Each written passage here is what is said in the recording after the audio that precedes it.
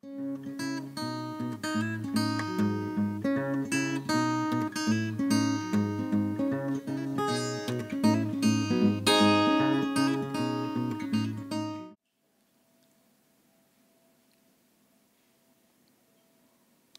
dad's dad had a full-time job as a milkman at 14, still in short trousers, supporting the family.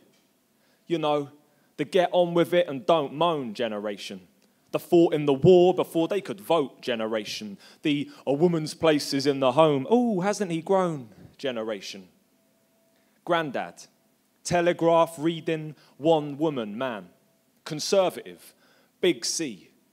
Proud officer of the London Fire Brigade, brass buttons shining, shirt sleeves rolled up. My dad rebelled against all of that. He was reading Marx before he could walk. Well, dreaming of leaving fast, heart suffocated by a staunch traditionalism. The thing is, it's difficult living as an agent of the revolution when you still rely on your father to clothe and feed you. And certain bonds are broken between you, then, now, and after, when that same father is most definitely against those commie bastards holding the country to ransom. It's 72, and at 18, Dad's gone. Freedom. But one term of academia later, the international socialists have got him selling papers to the miners up in Scotland because they're striking, and Dad's wet behind the ears, fresh-faced but right beside him. Dad, tarot reading, free love advocate, Trotskyist, Big T, proud squatter of the London boroughs, shoulder-length curly hair, skinny pretty boy face, all cheekbones and button bright wide eyes shining, fat spliff rolled up. He went on demonstrations when going on demonstrations still meant fist fighting with the police. I wrote that line when people hadn't been doing a lot of fighting with police on demonstrations recently. He slept around when sleeping around was still considered a politically charged transgressive act. And as I grew up, I heard about it all. CMD activists on acid trips, anarchists grabbing bricks, smashing shit, Tories closing pits, socialists groping tits, passionate pacifists, arms raised as ban the bomb banners lift, sound systems massive big, Kwesi Johnson, Johnny Rotten, God save Jagger's lips.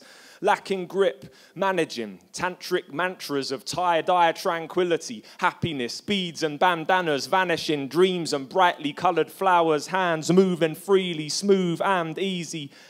And I heard it all in a voice that seemed to say, you too can be me. And most lads look up to their dads, so there I was, age 7, with my homemade, hand-drawn, Save the Snails placard, chanting from the balcony as Dad walked out to the allotment with a bag of salt, ready to commit murder. Me, be no reading mummy's boy, her anti-authoritarian angel, 3 A's, proud son of alternative parents, chin-length Kurt Cobain curtains and Nirvana t-shirt, wide smile shining on primary school non-uniform day with mum's culottes rolled up, just to prove that boys can wear skirts too. As for Mum and Dad, needless to say, they loved it. This was what they had longed for. In the same way Grandad had wanted Dad to settle down early to a steady job, wife, kids. So it's, hi, I'm Andy's son, Simon, a thoroughbred, born and well-raised rebel of sorts, because of course, every rebel needs a cause, just as every uprising must face a tyrant or evil force. But teen life is leaving me feeling bored, because true rebellion needs something to rebel against. And, well, instead, my life's good. And my parents make sure I get support. Not to say it was all plain sailing and never fraught, and there weren't storms to weather or father to son talks, but Dad's sternest words ever were, naughty boy, smoking weed, and getting caught.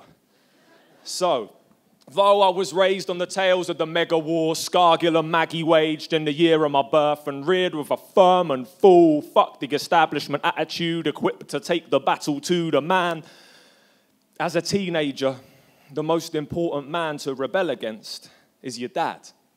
And the only option left open to me was to conform. Yeah, so I got 3 A's in my A-levels.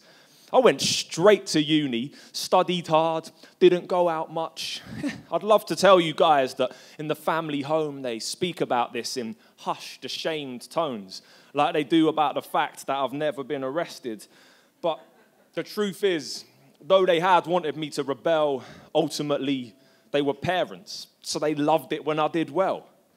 Me, Guardian reading graduate, committed to long-term girlfriend, academic, capital A+, proud member of Amnesty and Friends of the Earth, hiding my global guilt behind £4 a month for neatly trimmed, respectable hair, clean-shaven, shining first-class honours degree, type of a bow and rolled up. Thanks.